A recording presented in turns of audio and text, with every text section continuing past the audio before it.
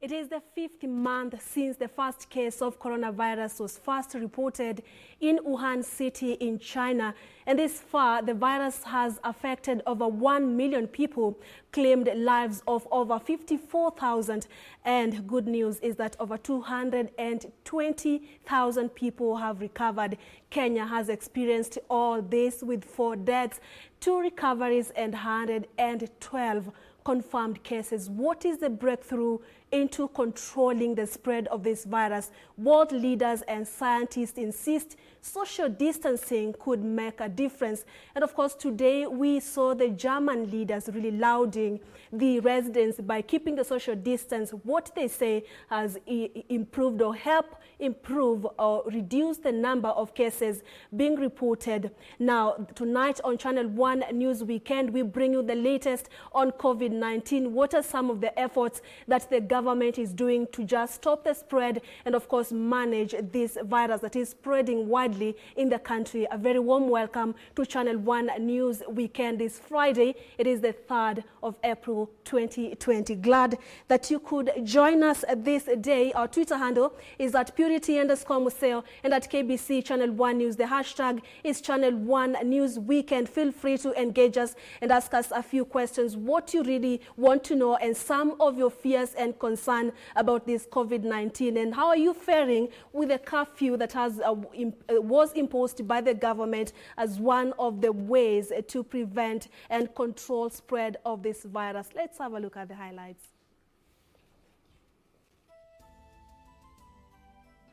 I am saddened to inform you that we have lost another patient to the coronavirus disease. The person, a 6-year-old male child. A 6-year-old succumbs to the coronavirus as the positive cases hit 122 in Kenya. Paying the price of defiance, Kilifi Deputy Governor Gideon Saburi arrested after being released from hospital. A lockdown is inevitable. We would rather have a lockdown now when our numbers are within the 100 or so digits than when we are 10,000. So why have half measure when you can go the full hog? Calls for more stringent measures increase in efforts to stall the further spread of coronavirus.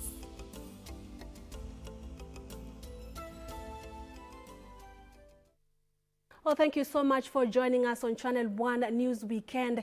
My name is Purity Museo, and Lenza Odingo is our sign language interpreter. Do keep us company till the end of the broadcast. We have the latest, especially on the coronavirus, what you need to know, what are the latest numbers for the country globally and Africa, and what are some of the efforts that have been made by nations and Africa to prevent spread of the COVID-19.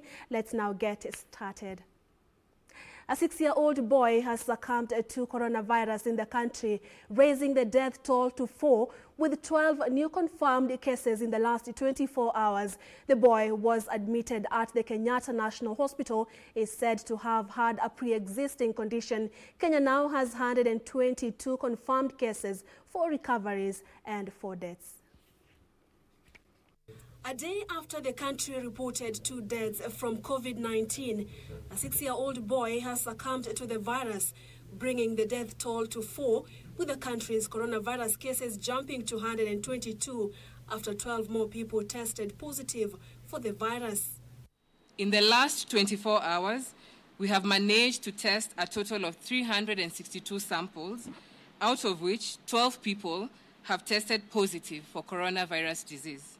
At the same time, I am saddened to inform you that we have lost another patient to the coronavirus disease. The person, a 6-year-old male child who was also ailing from other medical conditions and had been admitted to Kenyatta National Hospital. This now brings to 4 the number of those who have died as a result of this disease. Health Chief Administrative Secretary Dr. Mercy Mwangangi said out of the 12 new cases of infections, 11 are Kenyans, while 1 is a Somalian national. To date, 1,433 people have been tested, while 617 still in forced quarantine will be tested on completion of the 14-day mandatory period. In terms of gender, 8 are males and 4 are females. 9 of the confirmed cases were detected in the designated quarantine facilities, while 3 are from suspected cases admitted in isolation units in various health facilities. The ages of the confirmed cases range between 28 to 68 years. Out of 1,721 people who were under the government's radar for monitoring purposes, 1,073 have been discharged. The government is currently tracing 648 contacts and warning that the numbers of the infected persons will continue increasing. I urge for continued collaboration between members of county assemblies and governors during this period. This collaboration should foster accountability measures and ensure expediency in the procurement of services for our people, especially in our county hospitals. To try and limit the spread, the government is now urging businesses to adopt cashless transactions. I'm also appealing to various offices and business institutions to minimize the use of hard copies in their transactions and to adopt the use of paperless mode, especially for letters and other documents. Already, the country has in store over 1 million face masks to be distributed to Kenyans and will commence local production of protective gears by next week. The fabric manufacturers in Kenya, and there are not many, there are about 4 of them, have capacity that has been confirmed and will be distributing it over the next couple of days. And I'm certain by today, we actually have at least 1 million masks available, and I'm certain that they are already in the distribution channels. Purity Museu, Channel 1 News. So just tell us where you're watching us from. Tell us whether you are adhering to some of these guidelines that have been set aside, not just by the government, but also by the World Health Organization. Are you adhering to the social distancing rule? Are you also washing your hands oftenly, especially after different activities or even touching, interacting with different surfaces? Also tell us some of the challenges that you are encountering while you try to adhere to these rules that most Kenyans are not used to, especially the use of a mask. Tell us those challenges at Purity_Museo and at KBC Channel 1 News. The hashtag is KBC, is Channel 1 Weekend, I beg your pardon. Police have arrested Kilifi County Deputy Governor Gideon Saburi, was released from hospital after he was declared free from the coronavirus. Saburi is accused of violating 14 days self-quarantine when he arrived from Germany, exposing those who came into contact with him to the virus. DCI officers from Mombasa, led by their boss Anthony Murage, stormed the Coast General Provincial Hospital at midday before whisking him away. The arrest of Saburi comes a day after Health Cabinet Secretary Mutahi Kagwe announced that the Kilifi County Deputy Governor had made a total recovery and will face the law for violating the government's directive of isolation for those who had arrived in the country in the month of February and March. He has been declared fit after being subjected to 3 tests, all of which have turned negative. Naturally, the issue of the law, we will now follow up with him. Saburi was arrested immediately. He cleared with the Coast General Hospital by officers from the Directorate of Criminal Investigations. He was handcuffed and driven to Port Police, where he is currently being held. Saburi tested positive of COVID-19 on Sunday, March 22nd, weeks after arriving in the country from Germany via Amsterdam on March 6th. He then ignored a directive that had been issued by the government to self-isolate for 14 days, exposing Kenyans to the virus. He is then reported to have met a group of MCAs on March 7th at a hotel in Mazeras to discuss preparations for International Women's Day celebrations that were to be held in Rabai, and even proceeded to the event. Reporting for Channel 1 News from Mombasa County, I'm Michael Mondiga. Right, thank you, Michael. Pressure is now piling on the government to institute a total lockdown to curb the spread of coronavirus pandemic. Nakuru Governor Lee Kinyanjui is the latest urging the president to declare a lockdown, saying Kenyans have failed to adhere to set regulations and risk contracting the disease that is tearing the world. There are growing calls in the country for the government to institute a total lockdown so as to contain the spread of the coronavirus pandemic. Nakuru Governor Lee Kinyanjui says a lockdown, though not popular, was the best option in current scenario and a better decision that the country should take. A lockdown is inevitable. We would rather have a lockdown now when our numbers are within the 100 or so digits than when we are 10,000.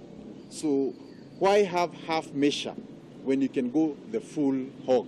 Kinyanjui is saying the most effective way of dealing with the virus was to prevent its further spread. The only room available to us now is fast closing. Because when we get cases all over across the entire county, across Kenya, even if you do a lockdown, it will be too late for that lockdown. So that lockdown must be sooner than later. In specific terms, I recommend a total lockdown of Nairobi County, which is, for all intents and purposes, the epicenter here in Kenya.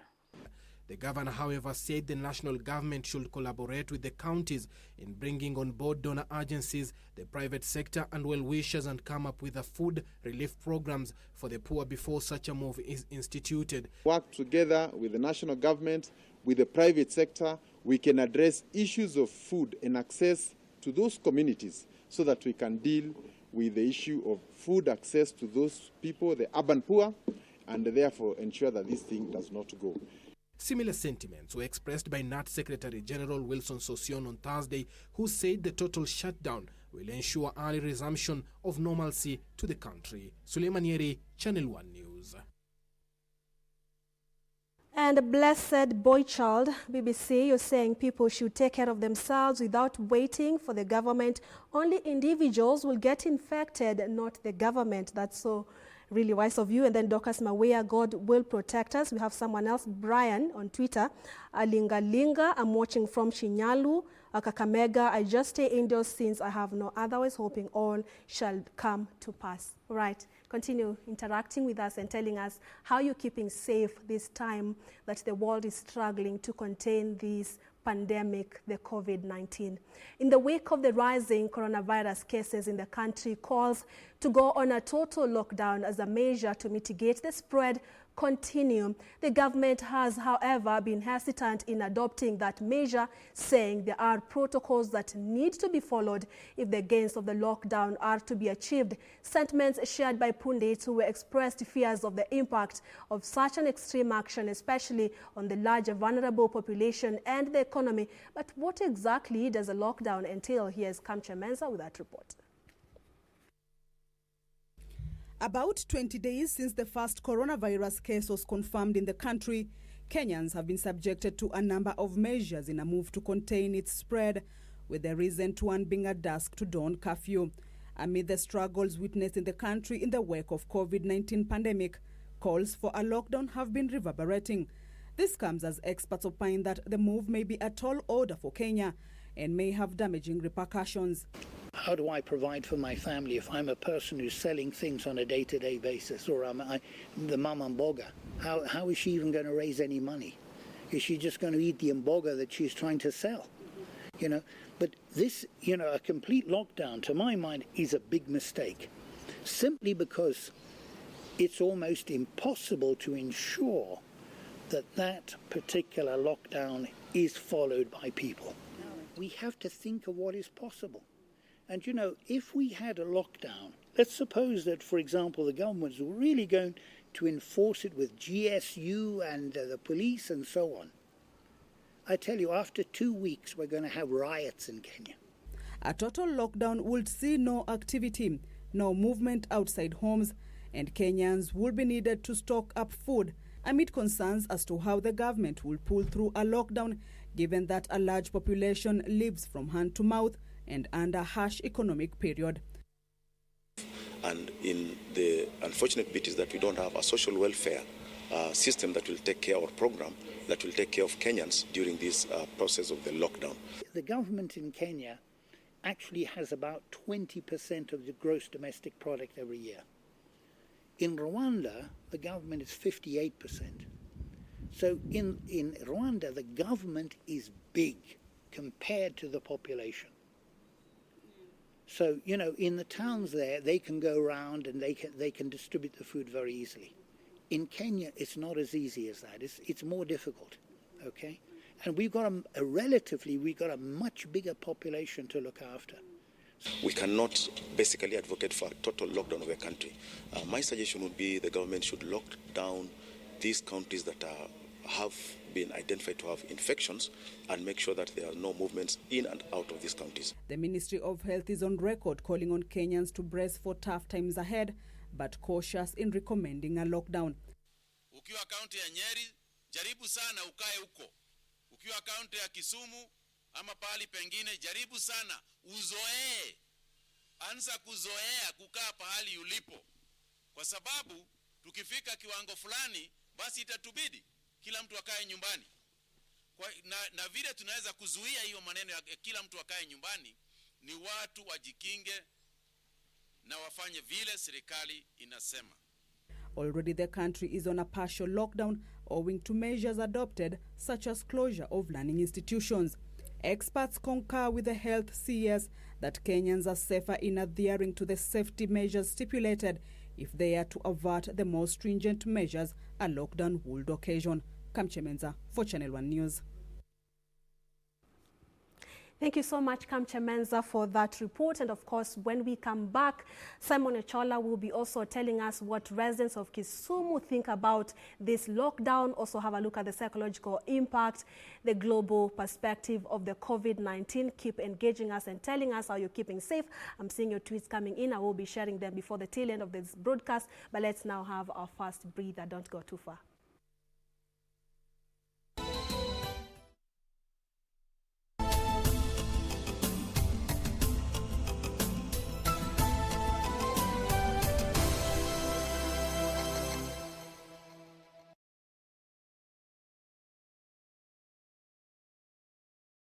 Insurance Facts, brought to you by Insurance Regulatory Authority.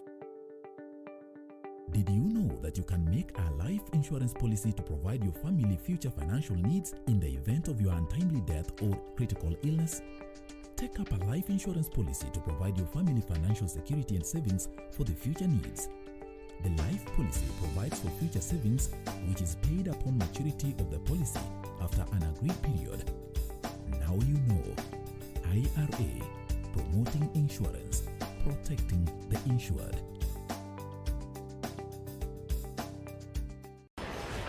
You ever heard the saying, never rob a bank across from a diner that has the best donuts in 3 counties? That's not a saying. Yes, it is. No, it's not. I get what you're saying, Maybe but it's not a saying. It is a saying. Okay. It's a saying now. Everybody sit down on the floor. Fire in the hole! Let's go, come on! How much you figure? 40 million. $40 million? But I got bad news for you. He was special forces. You've been on this limb way too long. Pull over! Did you miss me? What's your plan? I got a plan. I mean, I'm capable of coming up with a plan. I'm not capable. I'm just saying you haven't told me. What is it? I'm working on it. Make it rain.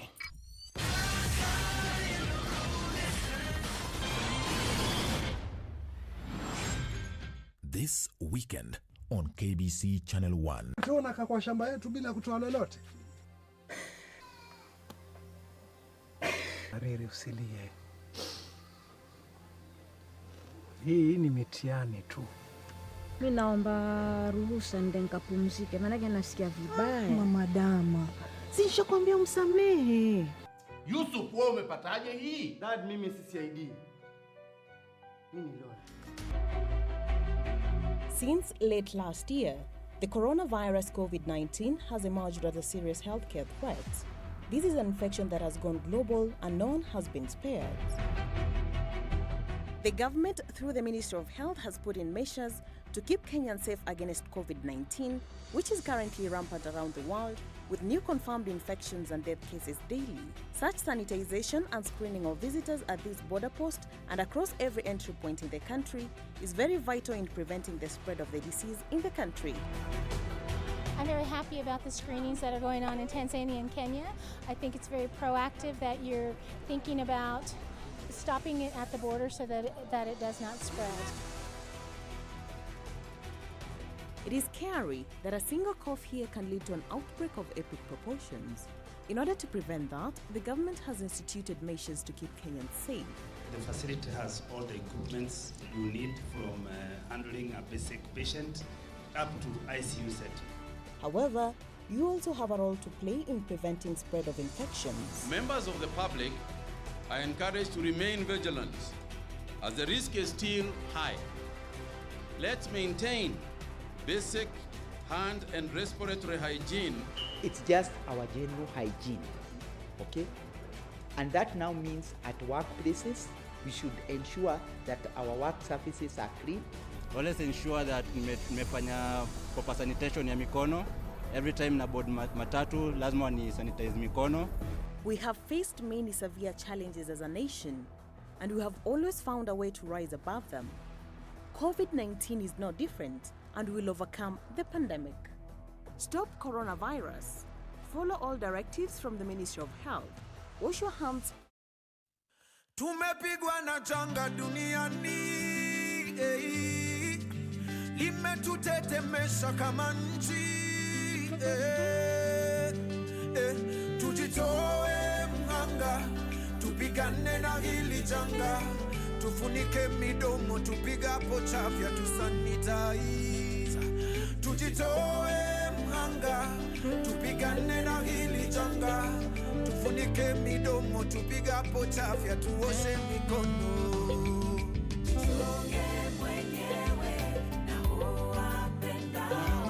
Jamii ya kuhitaji, nchi ya kuhitaji, dunia ya kuhitaji.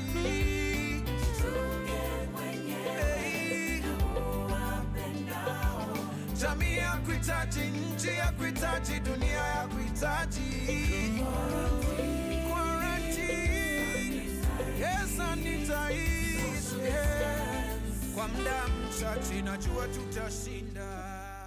Friends, we live in uncertain times, and that's why the government is urging all of us to protect ourselves, stay safe, social distancing, and hand washing. And please look at what the government is saying about how you should actually wash your hands.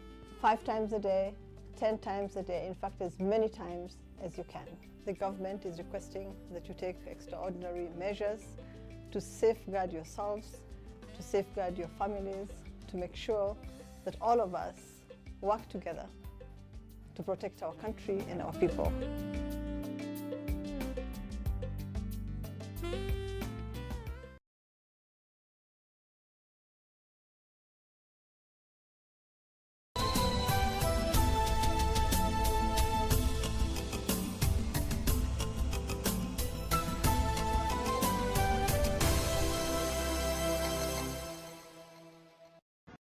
Thank you so much for staying with Channel 1 News Weekend this first Friday of the month of April. I'm trying to have a look at your feedback and sample them as much as I can. Anthony Ndege, government should lock down the country. And then we have We Are One, watching from Animoy Kericho. I echo the decision that the government should impose lockdown and do advise President to consider helping vulnerable Kenyans with food. Write your thoughts there. And then Brian, again, you're watching from Shinyalu and you're saying you're hoping everything shall be well. Thank you so much, and keep them coming because I continue to sample, and I try to sample all of them before the till end of this broadcast. With the figures of coronavirus cases in the country increasing every other day, a cross-section of Kenyans are calling for a total lockdown as the best remedy to curb the deadly virus. Achola Simon went on the streets of Kisumu City to seek an understanding from the ordinary Kenyans on how they understand what it means by lockdown and its expected impact. With the rising numbers of corona cases in the country, Kenyans have been calling on President Uhuru Kenyatta to call for a total lockdown. We went out to the streets to find out if indeed Kenyans do understand what a total lockdown means. Lockdown ni vile naelewa ni ile sasa dunia inaenda kubadilika, hali inaenda kubadilika kuwa tofauti kama vile ilivyokuwa mwanzo. Hapo labda ndo naelewa kuhusu lockdown. For me, lockdown is just we are not being allowed to move out. But here in Kisumu, I'll call it a lockdown because here we are not allowed to do the trading. Business is not going on. We are told not to come and work. So It's like in the morning, in the daytime, you're not working. Even at night, we are also not working. So this is total lockdown in Kisumu. Vile nasikia lockdown ni kuzuia kila mtu asitoke mbali na mlango. Inamaanisha watu watakuwa kwa mlango yao, hawatatoka kwa mlango hadi waende taoni vile tumekuja leo. What is debatable, however, is if indeed this country can sustain a lockdown. Itakuwa ngumu sababu hata hii nini kidogo ambayo ilikuwa imefanyika ya kuzuia watu kwa mlango hii, inaona imeumiza wana Kenya sana, sababu walikuwa wamedhani serikali watawaangalia ili waangalie vile watu wako kwa mlango ama watu wako kwa curfew hii kidogo ambayo ilikuwa imefanyika, lakini hawajaona Wakenya serikali hawajashughulika nao sana. Na kama mimi saa hii landlord amenifukuza kwa nyumba, sina pa kuenda na niko na watoto na bibi ni mgonjwa. Sina otherwise, nahangaika tu kwa marafiki wenye wanaweza nisaidia. A lockdown can only be sustained if at all the government can provide what we call corona rescue package, just like in other countries, because most of these people are relatively poorer. Or for example, the informal economy workers. These people bears the brunt of the economic crisis. If at all there is a total lockdown, then there is no way these people are actually going to survive. While many organizations have ensured their wash points and provided sanitizers to anyone actually going into the organization, ordinary Kenyans are yet to fully follow the instructions laid down by the CS for Health, Mutai Kagwe. Why is it so? Yeah, those gloves can be put on, but then most of the people are really poor because they cannot even afford those gloves and maybe masks. If at all the government can provide those things free of charge, then you would see so many people putting on masks and of course gloves. Sasa hizo vitu hatuvai kwa sababu hatujui tunazipata wapi na hatuna hata hiyo pesa ya kununua. Sasa kama serikali inaweza fanya mkakati ya kuletea watu vitu kama hayo, na tutaweza tu kuitumia. Achola Simon reporting for Channel 1 News from Kisumu County. Thank you so much, Achola Simon from Kisumu County, getting views from Kenyans in Kisumu on what they understand lockdown is and its expected implications. You can also join into this conversation and tell us what you think lockdown is and the impact of it. The COVID-19 pandemic has brought the world to a near standstill. A number of countries have instituted lockdown, limiting movement of over 1 billion people, confining them to their homes. In Africa, a number of countries, including South Africa, Rwanda, Uganda, Eritrea, have resorted to lockdown to try and tame the pandemic decimating the world. Over 1 billion people in the world are now facing unprecedented restrictions. The move follows a growing global consensus that efforts to protect public health in the face of the coronavirus pandemic demand temporary sacrifices of some individual freedoms. Countries across the globe are taking unprecedented measures to prevent the coronavirus spreading, ranging from the extreme to the relaxed to the creative. For instance, Panama, which has had close to 1,000 confirmed cases, has announced strict quarantine measures separating people by gender in an effort to stop the spread of the coronavirus. From Wednesday, men and women will be able to leave their homes for only 2 hours at a time and on different days. In some Colombian towns, people are allowed outside based on the last number of their national ID number. For example, people in Barranca Bermeja with an ID number ending in 0704 are allowed to leave the house on Monday, while those with an ID number ending with 1, 8 or 5 can go outside on Tuesday. Italy was the first European country to impose severe restrictions on movement to contain the illness. France and Spain joined Italy in imposing lockdowns on tens of millions of people. Australia ordered self-isolation of arriving foreigners, and other countries extended entry bans as the world seeks to contain the spreading coronavirus.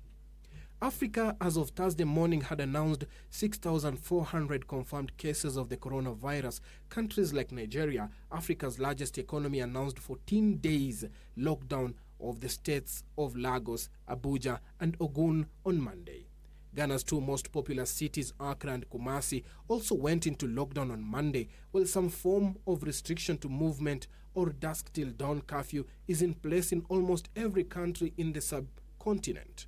Just a day after recording its first 3 cases, Botswana announced a state of emergency and a lockdown of 28 days starting at midnight on Thursday. In East Africa, Uganda and Rwanda have declared countrywide lockdown as every effort is made to contain the pandemic that kicked off in China last year and has now claimed over 50,000 people. Suleiman Yeri, Channel 1 News. Elsewhere, the Court of Appeal has for the first time delivered verdicts through video link enabled by the Skype technology following the outbreak of COVID-19 pandemic in the country. Court of Appeal Judge Hannah Okwengo, sitting in Nairobi, read the judgments and rulings for 18 criminal appeal matters that were transmitted through video link to Kodiaga and Kibos maximum prisons, where the appellants in criminal appeals are currently held. In line with the National Council on the Administration of Justice decision to scale down court activities while ensuring that justice continue to be dispensed in a timely and efficient manner, and in addition to the directive by the government barring open court sessions in the judiciary, several judgments and rulings were made on Friday via the Skype technology. Appellate Judge Hannah Okwengo delivered judgments and rulings for 18 criminal appeal matters via Skype and over 40 decisions for civil appeals and civil applications through emails to parties. The judgments and rulings for matters heard in all Court of Appeal stations across the country or other courts in the country have adopted the use of technology in hearing cases and delivering judgments and rulings. Other measures the judiciary has put in place to mitigate the spread of the virus include conducting court sessions in the open, provision of protective gears to staff, and using the sanitizers. The judiciary adopted the use of technology to mitigate the spread of the coronavirus. Reporting for Channel 1 News, I'm Ben Troy Njue. And as the country moves to contain the spread of the coronavirus, some Kenyans are adopting technology in keeping the government's directive on preventive measures such as social distancing. For Joel Noel, a 14-year-old boy from Migori County, a modernly equipped isolation facility may be the key to containing the spread of infectious diseases such as COVID-19. Joe Noel believes he has created the perfect solution to containing the fast-spreading coronavirus.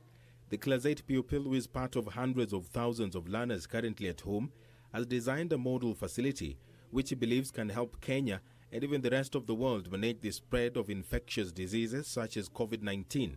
This is the entrance, which is also the servant quarters, which is the pyramids. These are the air sterilization and the disinfecting points. They are the second rooms, or the second room from the pyramid and the first. There's where any nurse, before getting out of the isolation room, is being checked first, and the air that came from the isolation room is being sterilized, so there will be no dangers of infecting the nurses or anyone who is in the pyramid, like the thing that happened in Italy that killed 31 doctors.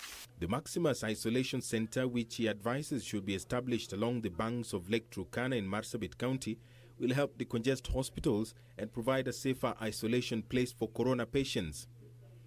Joe is part of a growing list of Kenyans who view technology as the best equalizer for global pandemics. Many Kenyans now prefer buying items online as businesses embrace technology as a means to survive the economic turbulence brought about by COVID-19. Nimekuwa nikiuza for a week. Nimeuza na nimepata hata pesa mingi kuliko zenye nimekuwa nikiuza in a month. The mobile application is Mtejapap, an online platform where small-scale traders connect to buyers to minimize movement and maintain social distance. Hii Mtejapap ni mtabo wa kukuambia uza, nunua ukiwa kwa nyumba. Large retailers like supermarkets are also taking advantage of digital space to reach out to consumers. As the effects of the COVID-19 continues to bite, more Kenyans are choosing to order food and other commodities online, earning inventors like Benson Kamau some much-needed financial relief. For Channel 1 News, I am Edward Kabasa. On the global pandemic, the United States recorded the single deadliest day during coronavirus pandemic, with nearly 1,200 people killed. The grim statistics came as the number of confirmed cases around the world soared past 1 million, with deaths topping 54,000 globally. The Johns Hopkins University reported early on Friday there were now 6,057 deaths in the U.S. and more than 245,500 confirmed cases. Consequently, the U.S. is said to recommend Americans living in coronavirus hotspots to wear cloth masks or scarves in public to help stop the spread of the coronavirus. Residents of New York, the outbreak's epicenter in the U.S., have been urged to cover their faces in public, but not to use surgical masks. You can use scarves, you can use something else over your face. It doesn't have to be a mask. It is the worst hit area, with 1,562 deaths. Both the U.S. Centers for Disease Control and the World Health Organization are reassessing their guidance on face masks as experts race to find ways to fight the highly contagious virus. The WHO advises that ordinary face masks are only effective if combined with careful hand washing and social distancing, and so far it does not recommend them generally for healthy people. Elsewhere, the French authorities have boosted police checks to prevent anyone trying to go on holiday this weekend ahead of the Easter holidays. The countries with the highest number of fatalities are Italy, with 13,915 deaths, and Spain, with 10,348. A rise of 145 fatalities in just 24 hours has pushed the number of recorded deaths from the coronavirus to over 1,000 in Germany. The country's total number of confirmed cases is approaching 80,000. In India, Prime Minister Narendra Modi on Friday lavished praise on the public for adhering to strict quarantine measures designed to slow the epidemic. Regionally, Nigeria has discharged 11 people who are being treated for the coronavirus in hospital.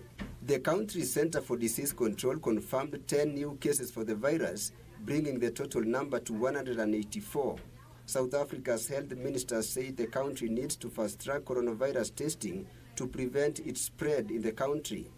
The country has confirmed 1,462 cases of the virus to date and is on a 21-day lockdown. Malawi has reported its first 3 confirmed cases of coronavirus. The Southern African nation was among the few African countries yet to report coronavirus cases. Others include Lesotho, Comoros, South Sudan, and Sao Tome and Principe. Right, and allow me to take yet a second commercial break. Don't go too far. Once again, thank you for staying with us. We are back in a bit.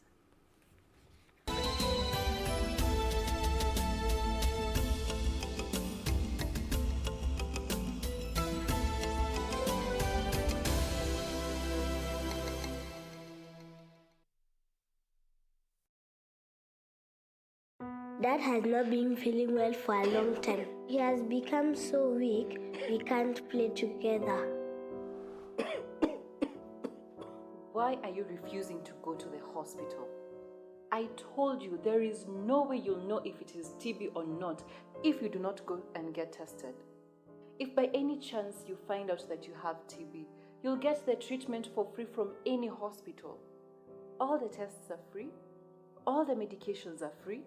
Are you waiting to infect your family so that you can go to the hospital? Don't wait till it's too late. TB is preventable, treatable, and curable. Top on Channel 1. Coronavirus COVID-19 is a respiratory virus spreading across the world. The signs and symptoms are fever, coughing, headache, body ache, difficulty in breathing. Yo, muliitisha mtu wangu na tukawapatia. Mwenzako I feel so good, pindi nikikuona. Kanyaga. Pull up love, yeah. Pull up love. Top Mashariki, mpango mzima, kipindi ambacho kinakupatia burudani katika kanda Afrika Mashariki. I don't wanna lose your love tonight. If you experience experienced these symptoms and you had traveled or been in contact with a person from a country reporting COVID-19, you should isolate yourself for 14 days. Dial *719# or call 719. This message has been brought to you by the Government of Kenya and its partners. This weekend on KBC Channel 1. Kamene, this is the kind of message you start with while asking for help. This is a very good deal, Kamene. This is a very good deal and it is exquisite. Waria, you're worried about the breakfast. You are bana satuka urembo na evaporate. Eh? Your beauty is back to factory reset. That is why I prefer all natural. What you see is what you get. How do I know for sure you have not washed your kid in this container? You are the customer. How can you wash a kid in that small thing? Who spoke to you? You cement peddler. You think everyone is eating such cheap pig food? Classmates, every Saturday on KBC. Nifungulie. Nataka kwenda choo. Niko na diary yapungua. Ewe, itabidi umwachilie ende choo. Juu asipoenda huku kutadhuka. We mtoi. Mtoi. Mtoi. We mtoi. Mtoi.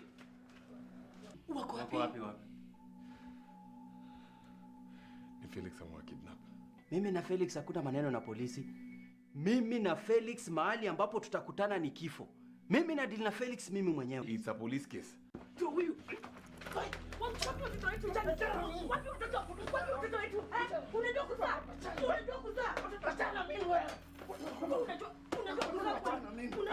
Kids, let's agree. From today henceforth, hakuna kufuatana na strangers. Mmenisikia?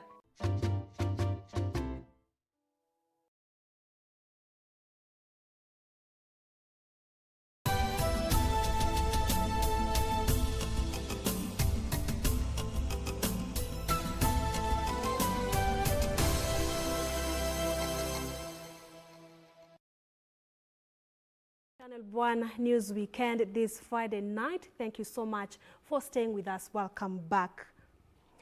In January 2020, the World Health Organization declared the outbreak of a new coronavirus disease in Hubei province, China, to be a public health emergency of international concern. WHO stated there is a high risk of the virus spreading to other countries around the world. More than 1 million infections are confirmed and at least 54,000 deaths have been reported. What many seek to understand is whether COVID-19 is airborne.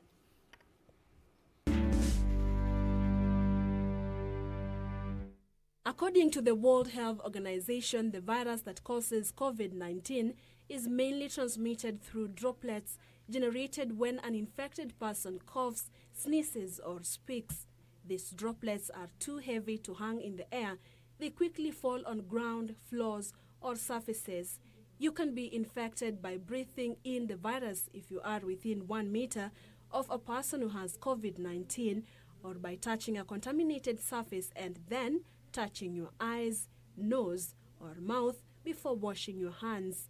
You can reach the Ministry of Health through emergency toll-free line 0800-721316 or through 0729471414 and 0732353535 for more information.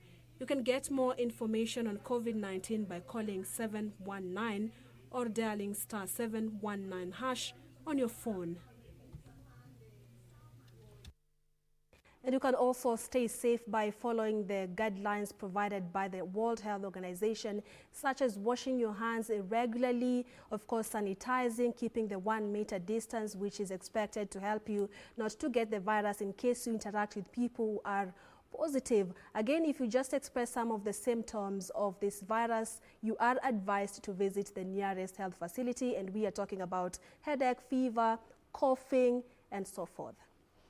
Elsewhere, there was drama at Kiambu County Assembly during approval of those nominated to serve in the Kiambu Public Service Board. A section of members disrupted the exercise immediately. The chairman of the vetting committee, Kalpesh Jayantila Shah, moved a motion that sought to reject 2 names of those nominated. Approach it with sobriety. It wasn't business as usual at the Kiambu County Assembly. People must know. After angles emerged among members of the House during the approval of the nominees to the Public Service Board. The people of Kiambu realizes that anything they are doing elections, they do elections soberly. Today is the day that they are going to tell whether what they elect is what they expect to be represented in the House. Matters turned sore when a section of members disrupted the exercise immediately. The chairman of the vetting committee and Juja Ward member of County Assembly moved a motion to reject 2 nominees to the board. This motion is a special motion. And there is no way a special motion can be brought with amendment. And what we are hearing from the committee is that they want to withdraw the motion. Then go and amend and bring an amended format of it, Mr. Speaker. To know and to be told, how can a motion be withdrawn from the committee where the members of the committee are not informed? I want to know that. It took the intervention of the Speaker, Stephen Disho, to call for a division to settle the matter, terming the Public Service Board as critical, especially during this period the country is battling with the coronavirus pandemic and the need by the Kiambu County to employ more nurses and doctors to help in the war. And I don't want to influence any side of the group or the divide, but it is critical that we have more health personnel employed and engaged to help combat this menace and this pandemic. Having informed you about that, it is important that the people of this county are looking upon you to determine and make decisions that will determine a lot both now and in the near future. Disho summoned the vetting committee to his office next week to explain the manner in which the chairman and his team undertook the exercise after questions of corruption emerged. Ben Chumba, reporting for Channel 1 News. Moving on, the government's quest to achieve a 10% forest cover has received a major boost with the commissioning of Phase 2 of the Green Zones Development Support Project. The Chief Conservator of Forest, Julius Kamau, says the 6-year project, which is worth 500 million shillings, is implemented in 15 counties that are home to 3 critical forest ecosystems of Mau, Aberdare and Mount Kenya. The government, through the Ministry of Forestry, continues to step up efforts to attain the recommended 10% forest cover. Phase 2 of the Green Zones Development Support Project is the latest initiative to be launched and will cost the government a total of 500 million shillings to implement.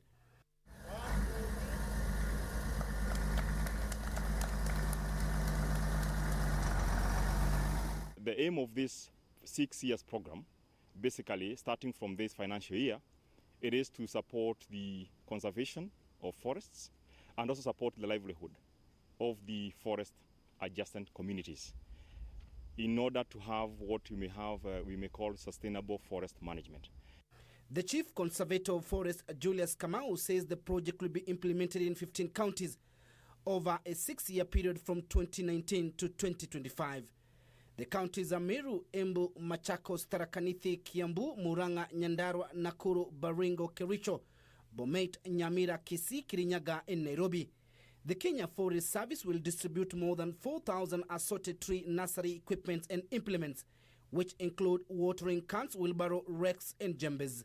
The program in terms of design covers about 15 counties, and within that 15 counties, through this program, and the reason why we are here today, to be able for me to hand over to the field about 4,000 assorted tree nursery equipments and implements, it is because they are going to about 22 tree nurseries within 22 forest stations within these 15 counties.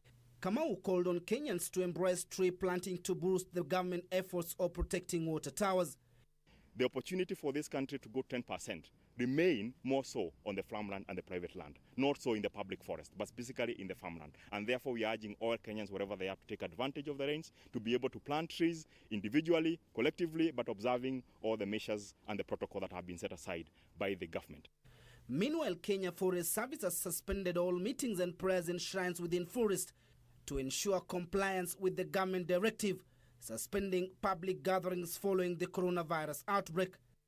In line with the government direction is that we are not allowing groups activities or gatherings, even for prayers. As you may know, most of our forests in this country, including Mount Kenya, Kaya Forest, are used as shrines.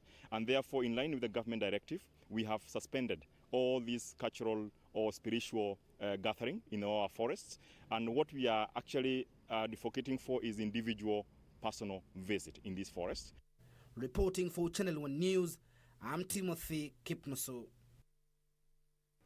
And residents of Kimeswon, Ainamoi, Kericho County are raising concerns over increased cases of theft in the area since the government started imposing the dusk to dawn curfew. The residents are now calling on the government to enhance security during the curfew hours.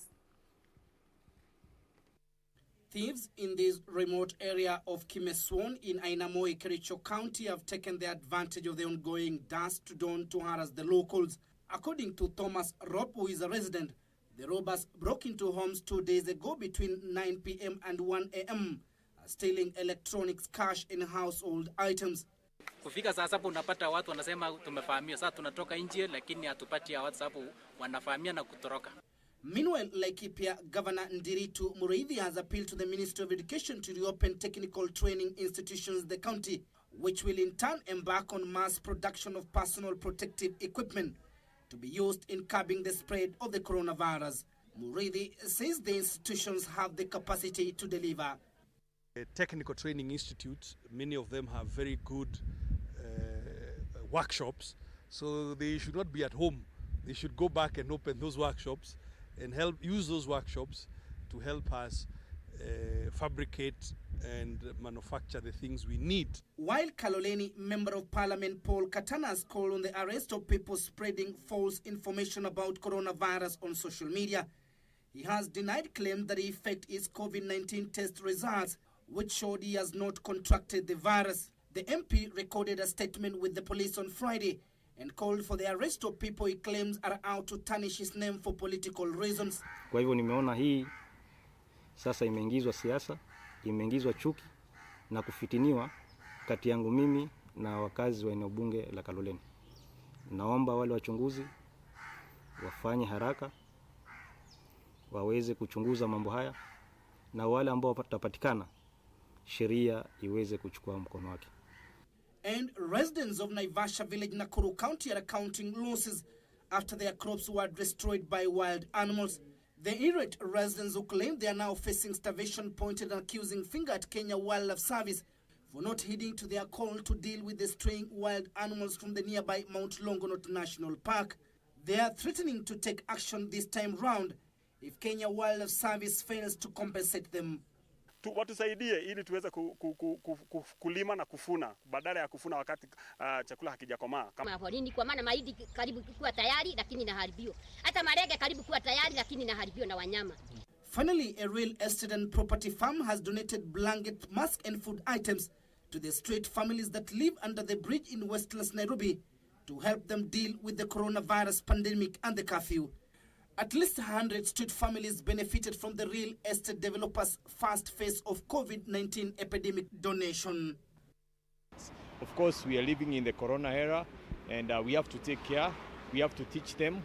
Of course, we had my wife was talking to them about how to protect themselves, and we also continue educating them how to protect themselves and others. Reporting for Channel 1 News, I'm Timothy Kipnusu.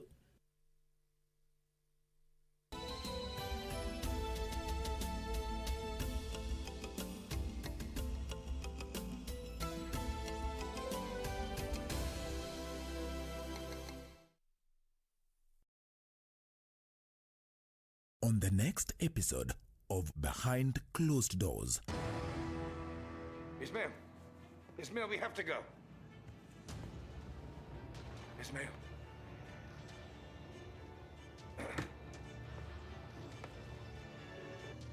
What were you doing here last night? Tell me. Did you come to kill me like you killed Ignacia? I demand an answer, Pilar. Where were you at the time Ignacia was shot? Get out of here. Get out. I was just leaving. How dare you? Come to my own house and blame me for Ignacia's death when I lied to Renato Conde for you. Next on. Talking about self-awareness. Yes. Just being aware of who you are and the kind of energy that you emit and how that energy affects other people, and most of how does that affect you. From experience again, there are times people are totally unaware of their pH level, as you call it. Yes. And it takes feedback and being open to feedback to know, and then once you know, then working with a coach to devise ways. Who do you work with? I always say this, who do you work with? Who do you spend time with? Who do you consult? And who do you get in touch with?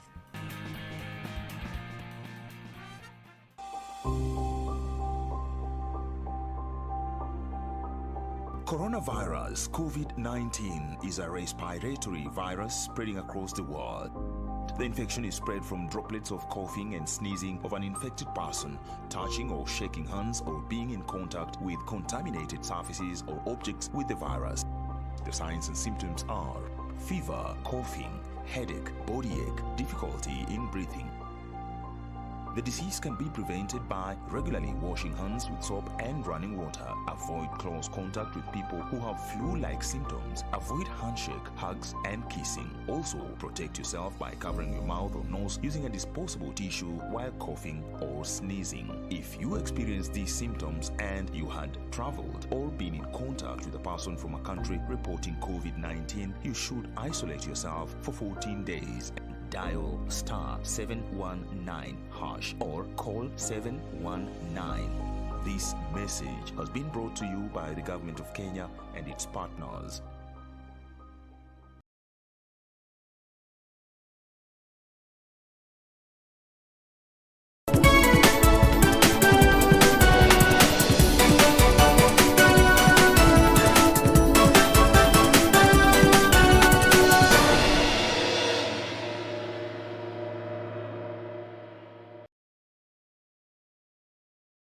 It's now time for business news. Business conditions declined at the lowest level since October 2017 as the outbreak of coronavirus led to a large drop in consumer demand and client orders. The latest Stanbic Purchasing Managers Index shows that in March, operating conditions for businesses posted a reading of 37.5, representing a sharp decline from a reading of 47 recorded in February.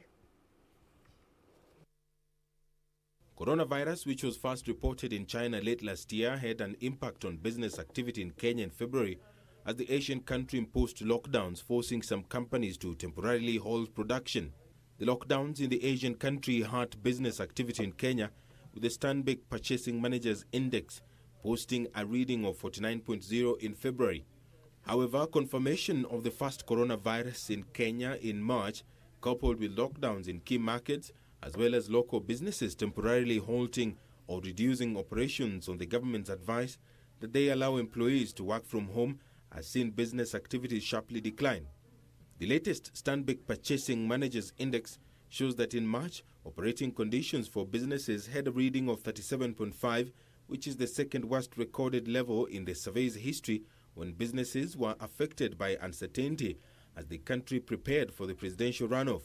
The Stanbic report indicates that last month, businesses reduced activity and employment, while demand for inputs fell at the quickest pace since late 2017. The report indicates that shortage of raw materials contributed to a faster rise in overall input costs.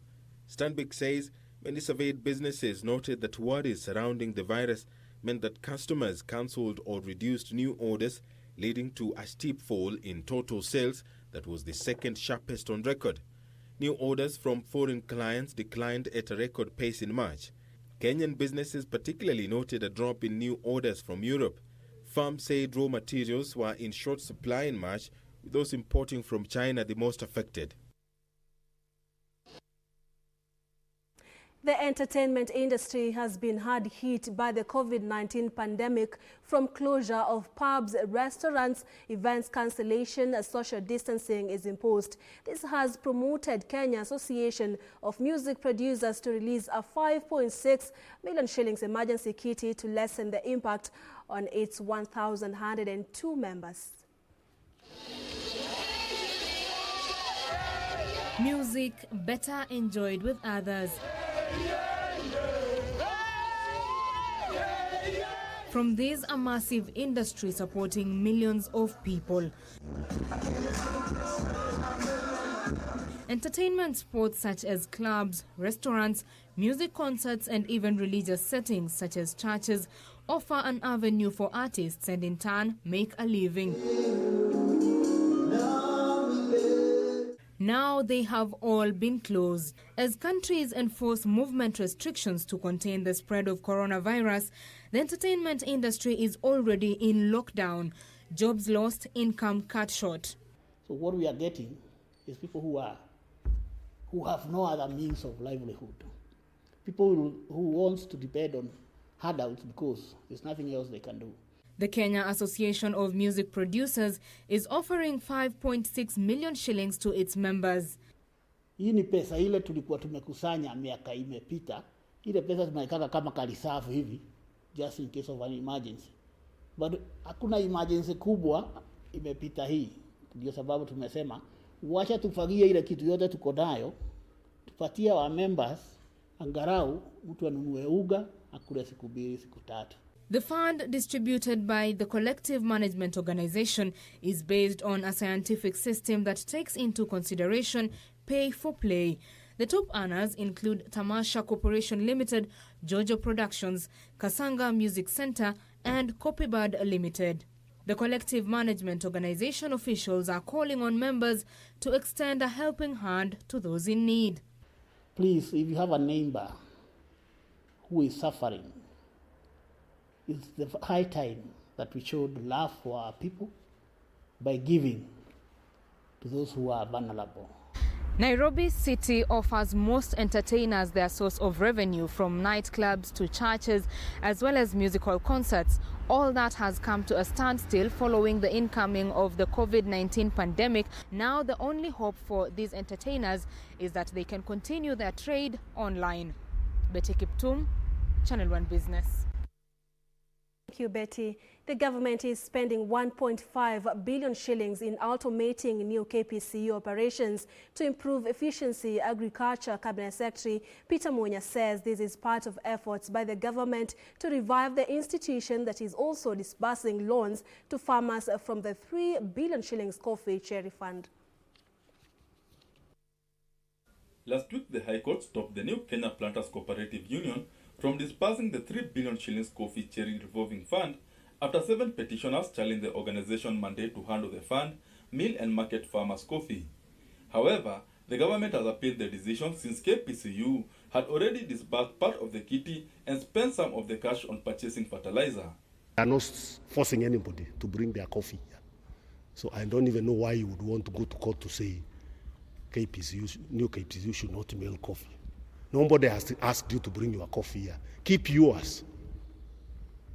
Those who have coffee, farmers who have coffee, want their coffee milled here, have a right to bring their coffee and mill it here. You can't stop them. Munya says the government has earmarked an additional 1.5 billion shillings for operationalizing the new coffee regulations and automating KPCU facilities across the country. This other money will be used to support farmers with inputs, to put proper infrastructure, for those factories, some of them that are dilapidated. On maize, Munya has urged farmers who have maize to sell their produce to millers. There is also misinformation that NCPB stores will be opened and government will start buying maize. No. The government this week announced that it had allowed importation of 4 million bags of maize to breed the impending shortage, based on Rioba reporting for Channel 1 Business.